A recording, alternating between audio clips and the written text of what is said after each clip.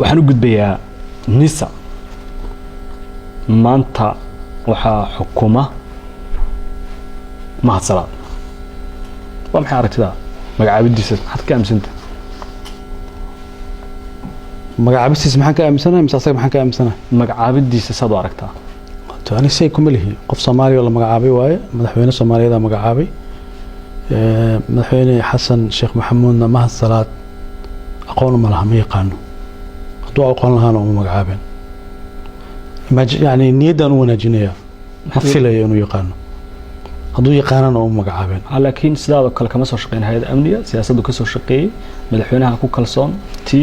taas dib uma arko qaybtaas waa ku saxsan yahay haddaa qaybtaas weydiinaysa tiimkiisu ahaa saaxiib buu la ahaa siyaasaddu kala soo shaqeeyay 2 teeram 3 teeram buu xildhibaan noqday dhinacaas haddii laga eego wuu noqon karaa taas dib uma arko madaxweyne inuu saaxiib leeyahay waa positive wax wanaagsan waa waxa ula jeedaa madaxweyne Xasan Sheekh ma yaqaan Mahad Salaad waxaan qiyaasayaa in madaxweynaha uu khalad weyn galay inuu Mahad Salaad hay'adaas u dhiibay baaritaan fara badan inuu ku sameeyana ahayd hay'adaas kale qofka loo dhiibayna waa la baaraa backgroundkiisa la baaraa aqoontiisa la baaraa shakhsiyadiisa la baaraa xataa hadduu saaxiibka yahay dad kala duwanna waa kala tashtaa aniga markaan maqlay inuu madaxweynuhu ka fikirayo Mahad Salaad fariin baan u faray warbixin baan u gudbiyey qof ay saaxiibo yihiin baan ugu faray warbixintana waa la gaarsiiyey laakiin waan ka naxay markii aan maqlay in ninkaas loo magacaabay aad baan uga naxay runtii maxay sabab Mahad Salaad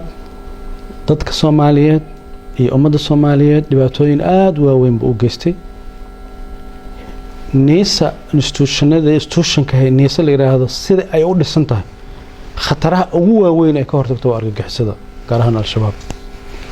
Mahad Salaadna xiriir weyn buu leeyahay muddo dheer oo 8 sano 10 sano ku dhow xiriir wada shaqeyn uu leeyahay xiriir wuxuu leeyahay shaqaale uu yahay wada shaqeyn xataa ma shaqaale uu yahay wuxuuna ka mid yahay dad aan xogtooda haynay oo markastana khatarahooda aan ka hortagi jirnay qaarna annagoo ka hortagayna ayna dhaafi jireen kareemyo waaweynna dalkan uu ka sameeyay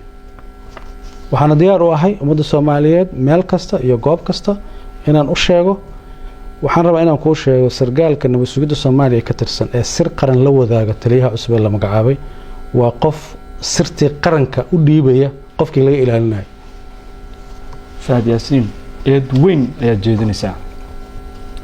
eedaas mar kamida mararka adaa lagu jeedin jiray maanta hay'adii banaanka ka joogta dawladda banaanka ka joogta isla eedii oo kala jeedinaysaa raiiska dhiciso ma farqi yar baa jira marka dadka aniga ii jeedin jiray sirdoonka may soo shaqeeynin dad waxay ahayn siyaasiyiin banaanka iska taagan madaxweynayaal ku jiray taliyaal hore sirdoon ku jiray madaxweynayaal may oran magaceygana may sheegin laakiin dad sirdoon ka soo shaqeeyo madax ka soo noqday aniga ima eedeyn dad siyaasiyiin magaalada iska jooga eedeynay laakiin aniga faylal aan la dhaqmay oo aan la macaamalay oo gacanta ku hayay oo ka shaqeeyay oo resultigoodii aqaano way waxaan ku sheegaa hal iyo labo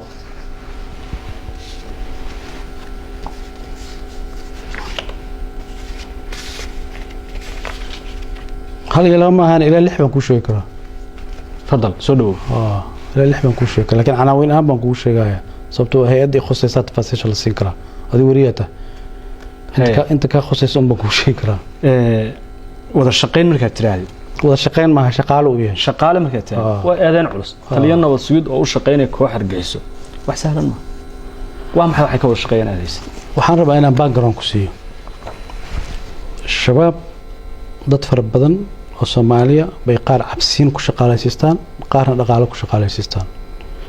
بابورت قرحيده magaalada la soo galiyo dad baa soo galiyo shabaab ma aha nin indhala oo iska socdo ma dadkaas indhala oo iska socdo oo meel isaga dhufanaya ma dad baa caawiyo facilitation ka u sameeyo dadkaas caawiyo u shaqeeyo inuu kamid yahay waxyaabo waaweyn dalkan uu ka geystay oo xasaanadu ku gabanayay qaarkoodna anaga waa ka hortageynay qaarkoodna waxaan la suganaynaa waqti lagu la xisaabtami karo waqtiga lagu la xisaabtami karo maanta uu jooga oo san xildhibaan ahayn waxa ii sheegtaa waxa waaweyn iyo wada shaqeynta heerka gaartay shaqaalanimada heerka gaarsan aad ku eedeynaysid anaga ma hayno sarunteeda iyo xaqadeeda adiga ma hayn kartid adiga ii sheegay waa maxay kiisaskaas dadka Soomaaliyeed la wadaag waa badan yihiin laakiin waxaan kuu sheegayaa mid qof ka mid ah hadda uu nool yahay oo uu joogo caafimaad qabo ra-iisul wasaarayaashii dalka soo maray mid ka mid ah inuu dilo isku dayay magacyadoo al-shabaab ay isticmaalayaan waxaan aniga xogta markaan helay ra-iisul wasaarahaasaan wacay mahad salaad iyo qof la socda ma kugu imaanayaan ha qaabili baan ku yidhi farqiga u dhexeeya 25 daqiiqo ahayd 25 daqiiqo oo aniga aan soo dhexgalay baan ku noolaaday waa kee ra-iisul wasaarahaas mar raba magaciisa inaan sheego hadda laakiin madaxda qaranku ka mid noqday hay-adaad joogta xilligaad xogtan ogaatay hay-addan joogay mar waxaa jirtay labada aqal ee baarlamaanka iskool bolisiya shir loogu qabanayo oo madaxweynuhu uu furiyey taariikhdii hadda exactly waa la raadin karaa laakiin labada aqala loogu qabanayo waxaa loogu qabanayo iskool bolisiya wuxuu qorsheeyey oo al-shabaab kala shaqeeyey oo mahad karataay oo ninkuu u shaqeeya ah uu kala shaqeeyey meeshaas in laba baabuur la soo geliyo oo dadkii meesha madaxdii qarankaa timid qarax loogu soo geliyo way nool yihiin tafaasiisha ma siinin laakiin gudoomiye cabdi xaashi telefoon baan u diray waxaan ku yidhi barrito shirkaas ha la baajiyo sababo amni darteed gudoomiye golaha shacabka maxamed mursal baan telefoon u diray waxaan ku yidhi barrito shirkaas ha la baajiyo sababo amni darteed madaxweynahana saasoo kale aan ugu sheegay laakiin madaxweynaha tafaasiisha oo dhan baan siiyey laakiin labada gudoomiye oo kale waxaan u sheegay sababo amni darro oo argagixisadu maleegayso inay qayb ka tahay mala joojiyey shirkiisa lagu baajiyey goobtiisii la bedelay markii dambana wuu baaqday iyo in la qabtay hadda ma xusuusta laakiin goobtii iskool bolisiyo lagu qaban lahaa waa la kansalay wixii aniga ii muhiimsanaana goobta in la kansalay ahayd isagaana abaabuliyey taliyihii niisa nin la yidhaahdo qoojayare oo dhusmareeb bannaankeeda lagu dilay mahad salaadaa qorsheeyey isagaana dilay niisa taliyihii niisa ee joogay meesha la yidhaahdo dhusmareeb qoojayara la yidhaahdaa nin dhallinyaro ah oo caqli badan oo degan oo qiimo lu ahaa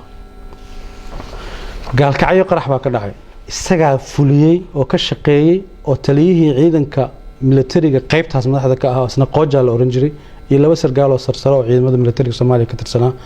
waxaan loogu talagalay xafladda markii la baxo wax allaali wixii ku jiro dhan inay dhintaan oo meesha ku qarxaan qarax saxay ka dhacay gaalkacyo ka dhacay taliye qooja ku dhintaan ku dhah taliye ciidanka militariga haystay laba taliye sarana waa ku dhinteen oo taliye danab waxa uu la jeedaa qaraxii ra'iisul wasaaraha markuu gaalkacyo booqanayay ee dhacay galab meel barxadaas oo dadka kula hadli rabo waxaan loogu talagalay shirkaas oo dhan in lagu carqaladeeyo dad Soomaaliyeed oo fara badanna meesha ku dhintaan asaga abaabulay asagana ka dambeeyay waana xaqiiqo marqaati iyo cadeyn iyo cid la ogeyd iyo cid kasto ka mid ah tafaasiishadan aan sheegi karno magaalada Muqdisho hoobiyaal fara badan lagu soo ridi jiray hoobiyaasha asaga gadi jiray asaga isku dubar ridi jiray beesha laga soo ridaana asaga soo ridi jiray waxa intaas ka yaab badan baan ku sheegayaa wuu ogaa in anaga ognahay laakiin wuxuu ku gaban jiray xasaanadu haysto xildhibaanimada ahayd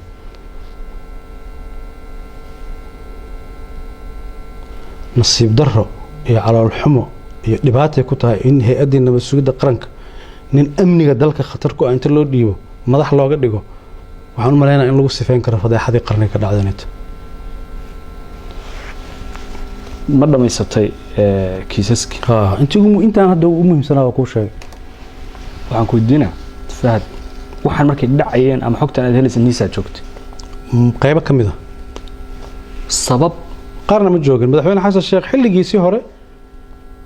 waa tii la soo weeraray madaxtooyada mahad baa qayb ka ahaa intaad joogtay aan eegno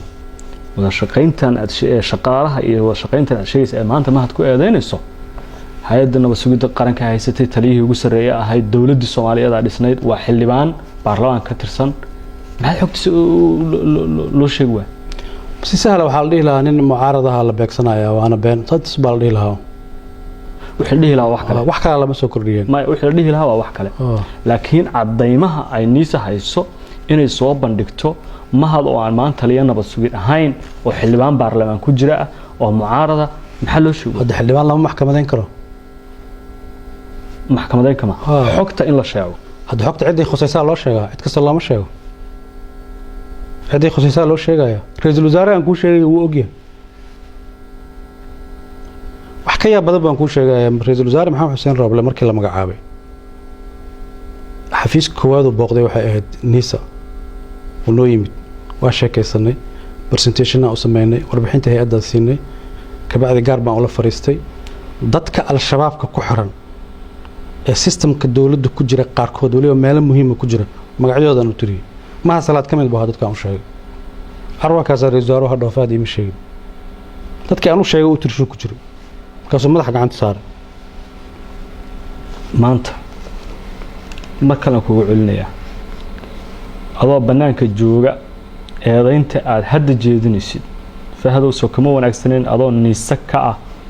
agaasime ama dawladda ka tirsan in niisa ay macluumaad ka baahiso xogta baahiso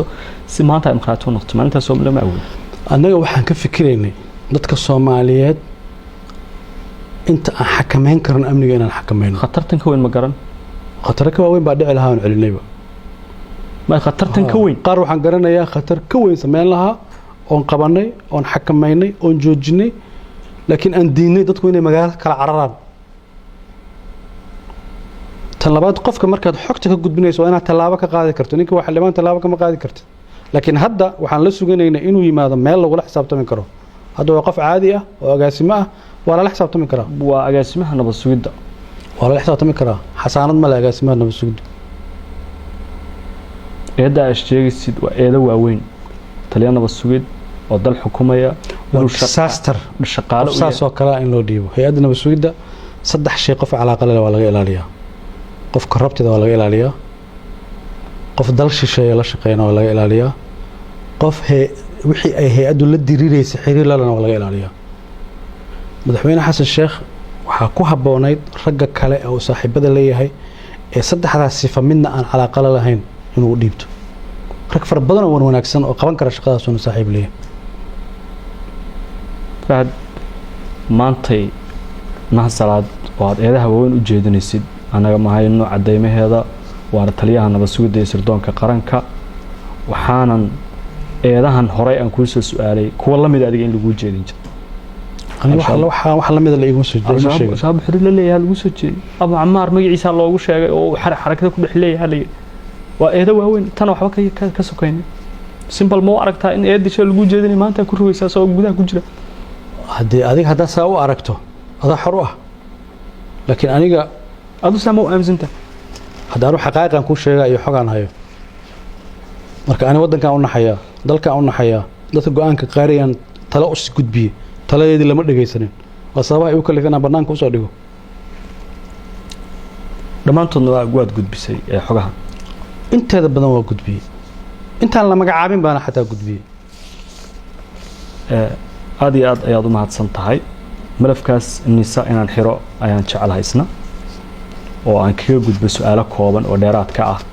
afartii mawduuc ayaan horey soo sheegay kuwaas oo ka kooban kuna saabsan marxaladda siyaasiga xaaladda gobolka iyo kiis muhiim ah oo la xiriira ciidan dawladda Soomaaliyeed dhalinyaro Soomaaliyeed oo loo diray dalka meel ka baxsan oo la sheegay in la soo tababaray muddo ku siman sanad in ka badan maqan waana ciidan Eritrea loo diray dhalinyaradaas Eritrea loo diray nabad sugidda qortay sida xogteeda aan hayno numberkooda ma noo sheegi kartaa